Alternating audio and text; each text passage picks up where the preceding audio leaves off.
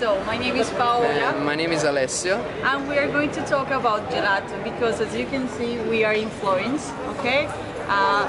One of the most important cities here in Italy, and everyone eats gelato every day, mostly here or during this season, summer, where it's very 3-4 gelato a day minimum is the rule. Yeah, of course. Yeah. So yeah, making gelato is very easy actually, something we make in 2 steps. And when you think about gelato, you have to divide the world of flavors into big families. Cream-based flavor on a side and fruits on the other side. When we talk about cream-based flavor, we always start with a mix of milk, whole milk and whipped cream to start, and in that we're gonna dissolve the sugar first by warming a little bit the milk, warming, not boiling.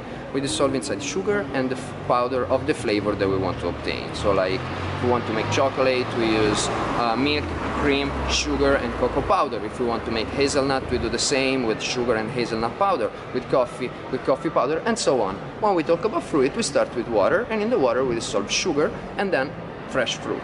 We mix everything inside the food processor, and then for both of the families of flavor we're gonna end up the mixture in the machine for the what we call the mantecation, so the adding of the right percentage of air inside. Okay, so this is how to make every kind of flavor of gelato. Even like here is important the choice of ingredients. So we're just talking about 2-3 ingredients. So especially if it's fruit, a very good quality of fruit gives your gelato a very good flavor. Okay, never use gelatins or additives or all this kind of stuff. Always keep it genuine and natural.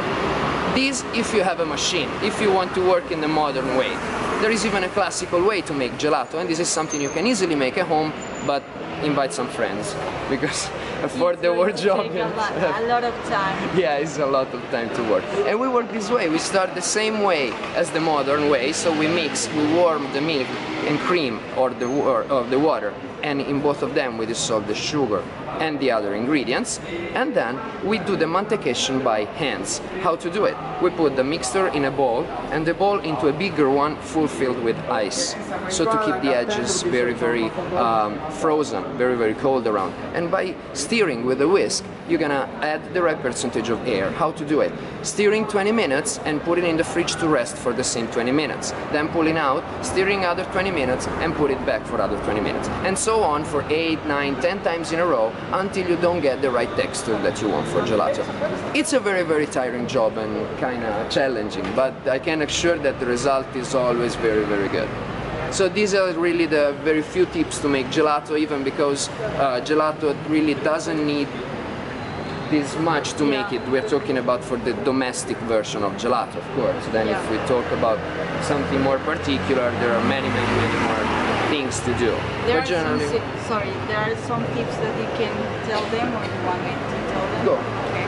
So there are some tips that you can, let's say, when you come here to Italy or wherever you are to try gelato, you should go to or choose the right gelato, because not all of the gelatos are good, okay? So when you go to a gelateria and if you see these big mountains of gelato, okay, it will mean that they probably add some gelatins, because in order to keep that shape, it is impossible to, let's say, to keep the right temperature for so many flavors.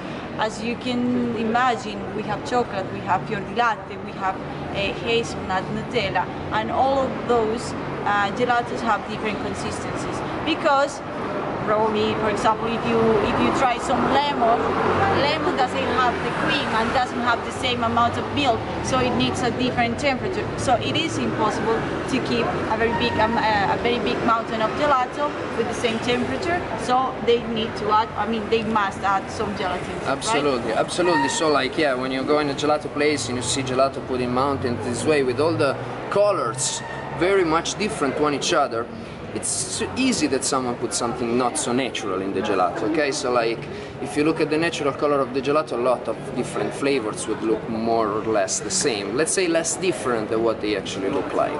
So like, avoid these kind of places. These are just tourist traps in the cities, okay?